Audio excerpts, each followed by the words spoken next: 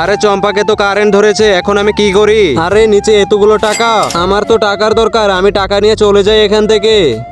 আরে মিনা তো অনেক লোভী, সীমাও তো পিছে আসতেছে, আরেকবার ট্রাই করে দেখি। আরে চম্পাকে তো কারেন্ট ধরেছে, এতগুলো টাকা, আমি তো টাকাই নিব। চম্পা এখানে পড়ে থাক, আমি যাই এখান থেকে। ধুরো, সীমাও তো দেখছি অনেক লোভী। ওই তো সুবর্ণাও তো আসতেছে, আরেকবার ট্রাই করে দেখি সুবর্ণা কি করে। চম্পা, তোমাকে কারেন্ট কিভাবে ধরলো? নিচে তো টাকার লাঠি পড়ে আছে, আমি লাঠি নিই আগে। চম্পা, তুমি ঠিক আছো তো? হ্যাঁ সুবর্ণা, আমি ঠিক আছি। তোমার টাকা নিচে পড়ে আছে, এই যে নাও তোমার টাকা। তোমাকে অনেক ধন্যবাদ সুবর্ণা।